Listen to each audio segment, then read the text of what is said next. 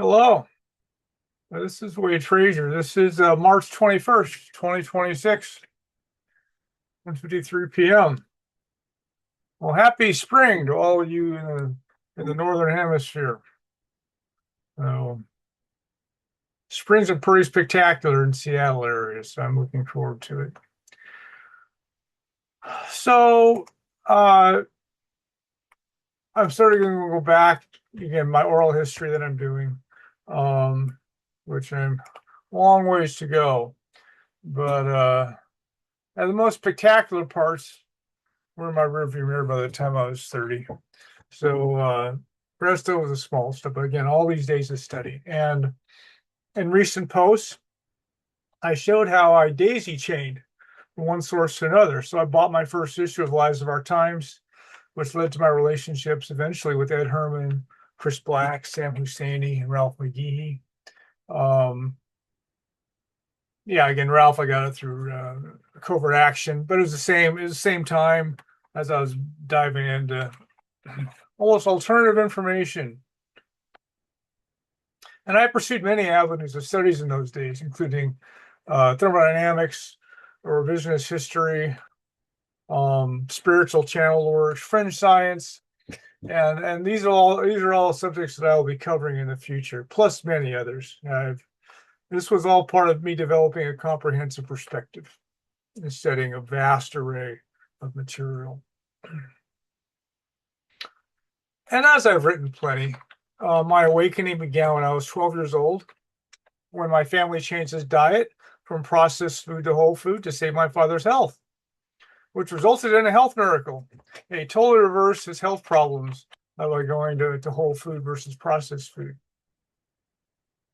And in fact, and then 5 years later, I began a fasting regimen. So 17, I began a fasting regimen, which I do to this day. So I've been fasting for more than 50 years. Um, and when Dennis Lee, my partner Dennis, was in jail at the during that worst year of my life, I got a job at a medical lab in Los Angeles. Irony of ironies, and literally the week after I began there, or I think it was the week that I began there, I believe, that a government media alliance soon tried to put that company out of business. So my companies were being attacked by the energy and medical rackets at the same time. And as I've said before, as if my otherworldly friends are making sure I got the message.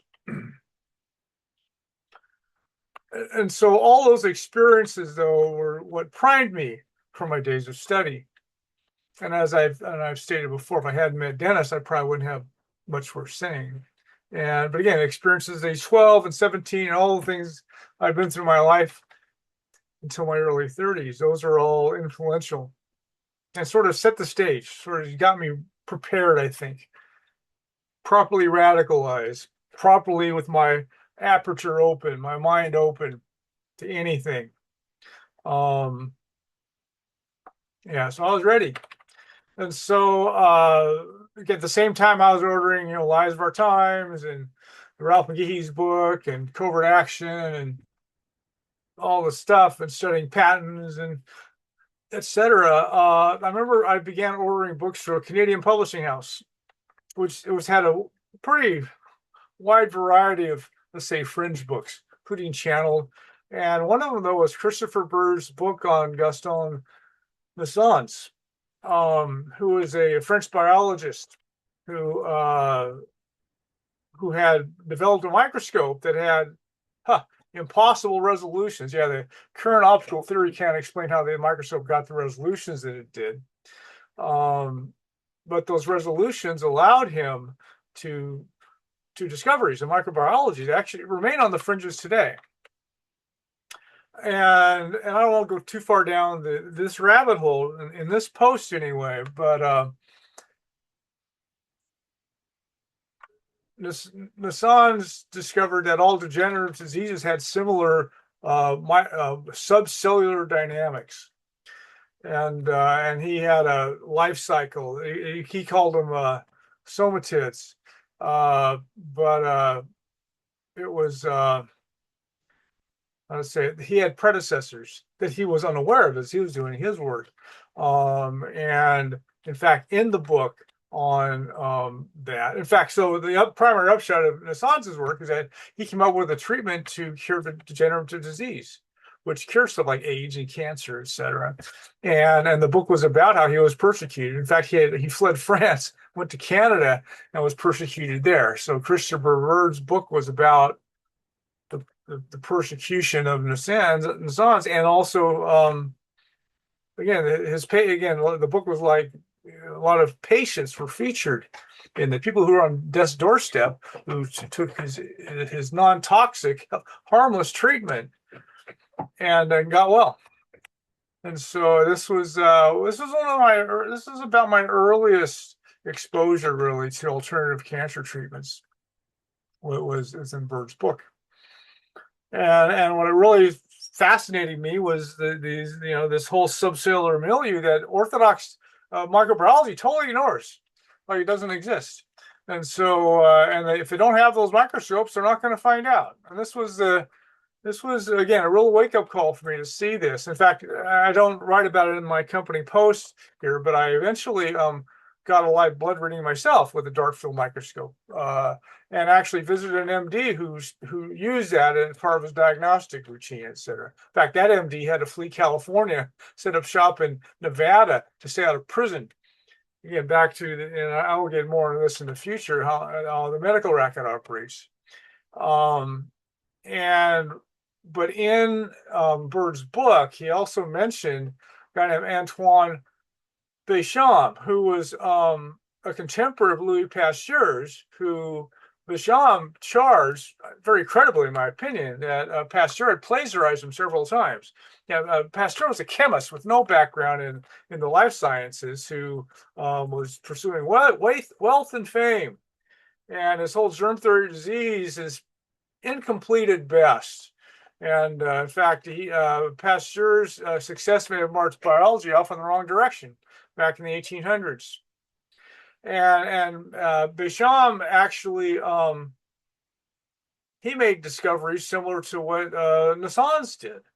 So this was, Nassan's was one of a line of people who made these discoveries. In fact, and then also Bird's book mentioned a guy named Earl Rife, who was an American biologist, who also had a similarly impossible microscope with impossible resolutions, except there are surviving micrographs, as I linked to, which show that it really did get those so-called impossible resolutions. In fact, in the 1930s, Rife's microscope was widely acknowledged as the most powerful microscope in the world. This is before electron microscopes, and so it was the most powerful microscope in the world.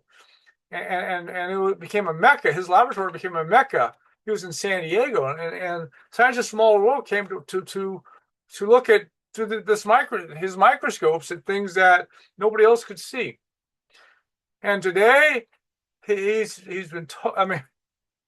Orthodox medicine completely wiped him out. Completely wiped out that whole area of investigation, like with Nassan's, like with Béchamp. So this was again, this was really the beginning of me seeing, how to say it, the corruption of the biological, biomedicine. What was this story? This was really the first one that showed me how corrupt it had become. And again, so one of the primary upshots was, again, it's called pleomorphic microbiology, where when these microorganisms actually they change shape, etc. And one day they look like a bacteria, and then a virus, or again they totally defy the siloed buckets of, you have a bacteria, you have a fungus. I mean, this was where they could see them mutating, life cycles or mutate along. And the somatid was the root organism that Nassan's had documented in his work. So again, I'm not going to go too far into that in this post, but it was a totally, amazingly different paradigm of microbiology than what orthodoxy is today.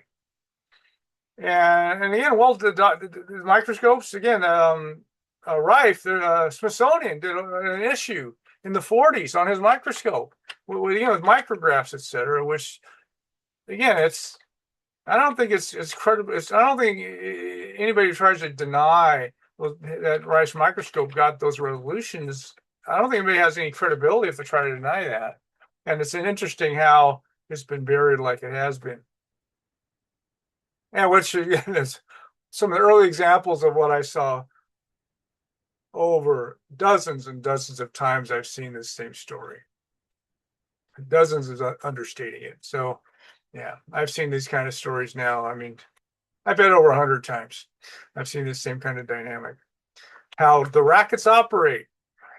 Again, they all operate similarly. So again, all the 7 cartels that run world economy, they all operate similarly. And what's interesting in like in energy and medicine, biomedicine, is that they supposedly have these scientific backgrounds or foundations, but they kind of don't. So again, it's scientistic. It sort of looks like science, but it really isn't, because wealth and power run the show, not really what our scientific instruments and scientists have defined out. And most scientists play along though, because they're all captured and part of the system. Just like Ralph McGehee was this, fervent Cold Warrior trying to beat the communists. They all have this, all these true believers. You got in the medical racket, I would say 70% of the MDs never wake up. They have no idea what's going on. No idea that they're killing their patients, all this kind of stuff. And so, and that ratio, and again, maybe a few percent, 25% probably know something's not right, and only a few percent kind of get it. That, yeah, there's something wrong with this picture. Kind of like a Ralph McGehee at the CIA, very similar. And those who speak out have hell to pay, ruined careers, this kind of thing, and worse. Anyway,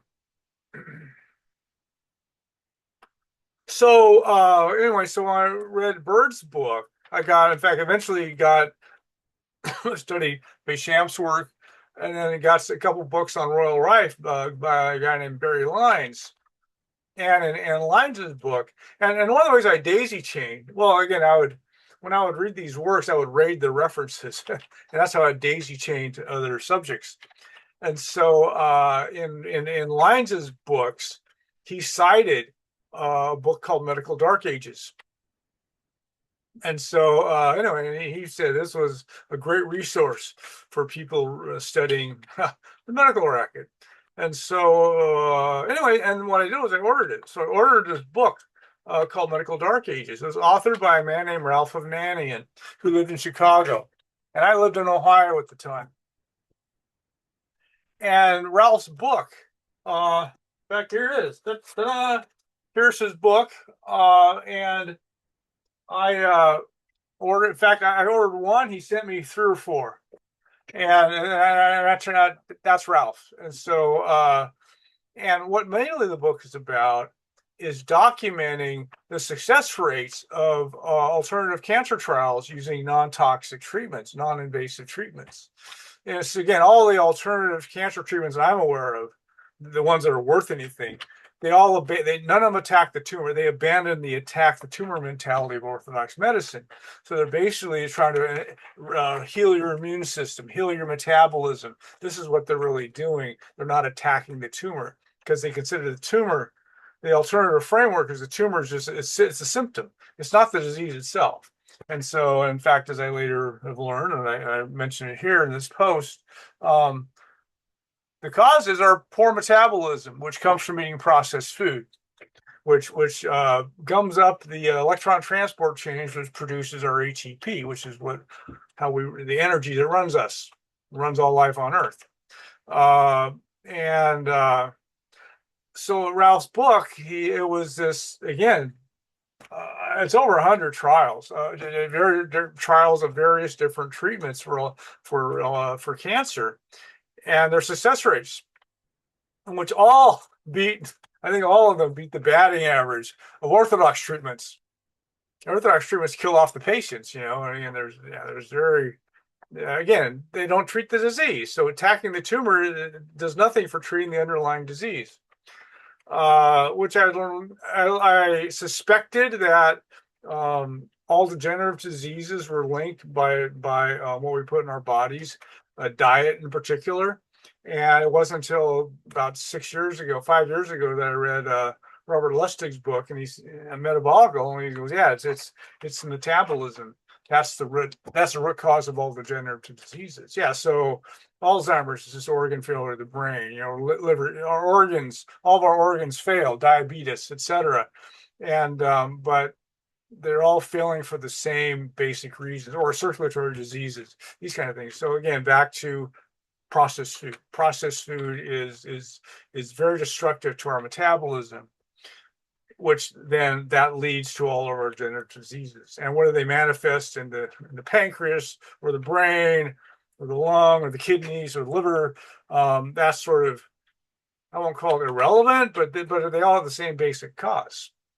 And so, and this is something that I long suspected that, and several years ago I saw the first scientific explanation for that, and I'll buy that. And so really, so Ralph's book, presented again well over 100 trials and their success rates of treating cancer. But the watershed of that, the thing that really impacted me the most about Ralph's book is that of the, I've got to use this thing here. Let me paste here. Yeah, almost 300 pages. My God, at least half the book is what Ralph called his quotation collages. So Ralph basically mined the literature. I mean, medical literature, a vast exploration by Ralph, where he collected these quotes in his quotation collage. And I remember spending days reading his quotation collages, and it was like, when I would get done with a session of reading his quotation collage, I'd sort of almost be lightheaded, as it was such a dramatic experience of exposing basically how corrupt it all is. And anyway, so I was so taken by Ralph's quotation collage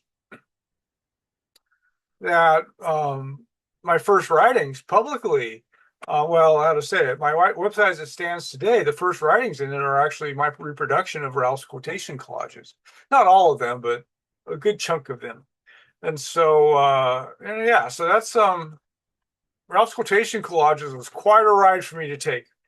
In fact, really, one of the most influential rides I took back in those days was his quotation collage. Again, I was reading so many things at the time, Lies of Our Times and New York Times fabricating translations of Irish script, or Ralph McGehee, and his waking up one day and realizing what the battle against communism really was all about, or studying thermodynamics and why my mentor's engine was the best in the world, or why Dennis had the best heating system in the world. And again, all these subjects I was studying all at the same time. So this was, I didn't know I was becoming a comprehensivist until one of Bucky Fielder's told me that I was, which will come later. So yeah, that was an amazing experience for me to read Ralph's Medical Dark Ages, and especially the quotation collages. And in fact, I met Ralph the next year. So he lived in Chicago, and just before I started my job as a trucking company controller back in the summer of 1991, I went to Chicago, had a wonderful week in Chicago with some friends. We did, it was like Phyllis Bueller's Day Off, man. It was Cubs game and art museum and Dewey's Pizza and all this kind of stuff. And and I saw Ralph. So I met Ralph one time. But we developed a friendship, though. So we were friends for the rest of his life. And it was in Medical Dark Ages that I saw it. And so when I was going through these quotation collages, one of them stopped me cold, which was a quote that Ralph got from a ruling, United States court ruling, which that booklet that I read when I was 12 years old, which was discussed how, processed food was a cause of hardening the arteries and how fresh food was a cure. And again, we embraced the advice in that book and went to a fresh food diet, which reversed my father's hardening the arteries. Back then, it was so-called impossible to do that. He did it. So he totally reversed all of his health problems in the next 2 years by changing over to fresh food. And that booklet that changed our life, well, in medical dark ages, I read the court ruling that book was banned in the United States in 1981. Yeah, a decade after I read it, it was banned in the United States because of the testimony of one expert, so-called expert witness, who basically said that the findings in that book were contrary to established medical opinion. And so anyway, so it was ruled again. One guy with some credentials could stand up and say, yeah, the medical opinion disagrees with that, and they banned the book as misleading or whatever. Well, it turns out the advice in that book was totally right, and orthodoxy was totally wrong in those days. And so, and I eventually, back in 2014, I learned that the advice in that book actually, again, it was banned in the 80s. Well, by 2014, its advice became the leading line of defense by Orthodox medicine for circulatory diseases. Yeah, going from ban to first line of defense. I'm surprised I lived to see that. And so, amazing. Well, anyway, it was in Ralph's book that I first read that. So I read the banning of the book in Ralph's book. And so this was one of the, again, many areas of Ralph's book that would influence me. Yeah, so that was really something. And not only does that book's advice form orthodoxy's first line of defense, but even orthodoxy. So today's orthodox medicine admits that statins and bypass surgeries are completely worthless for treating circulatory disease. Yeah, even with the rigged with the rigged results of orthodoxy trying to make it look good, statins increase the life expectancy of its patients by a few days. That's it. Yeah, you live like maybe 4 days longer if you do statins.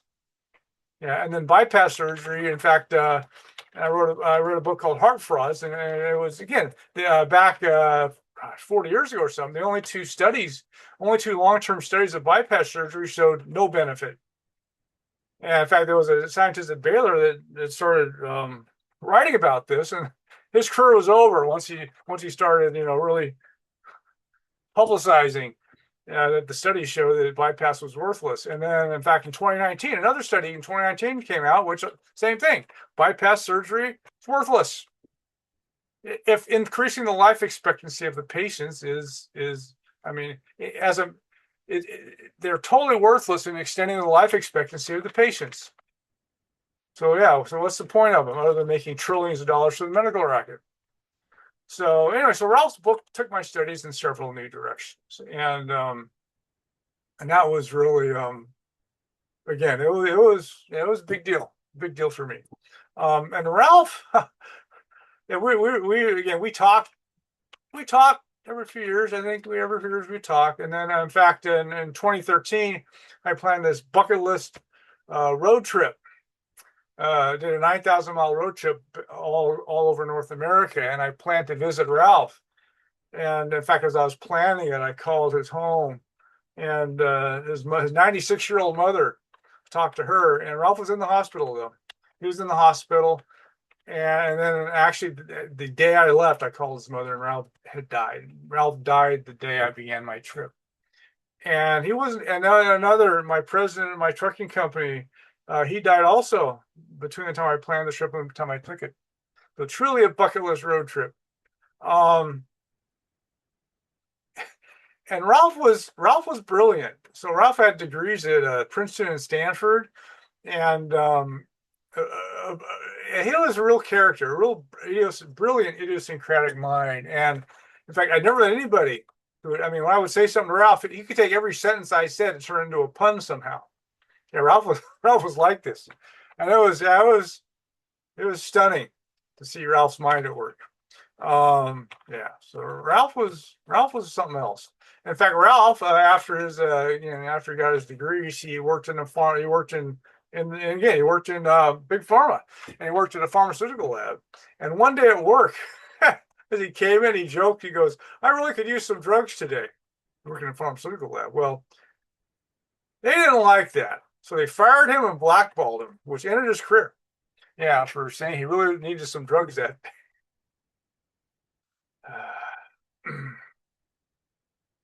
So my original medical racket essay focused more on degenerative diseases and infectious ones.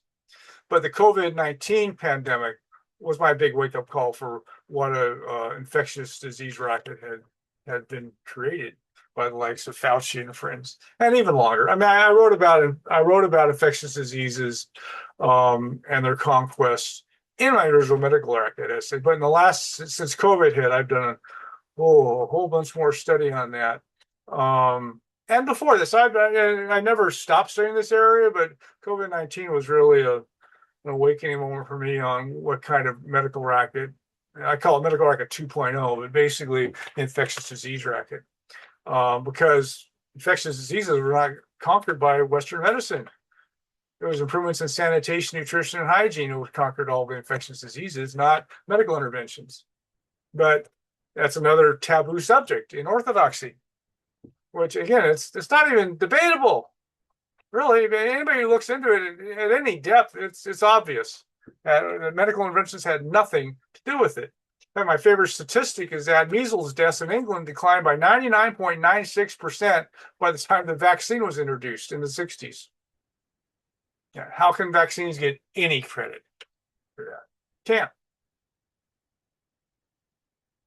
Um, so Ralph has my eternal gratitude for the work he did. Yeah, it was a labor of love, his medical dark ages, and really was yeah, it was quite a read for me. And you can't get that book anymore, I don't think. And so this was one of my treasures is Ralph's book. And yeah, and this was really, in my understanding of what a racket in Western medicine has become. Ralph's book was probably my single greatest influence.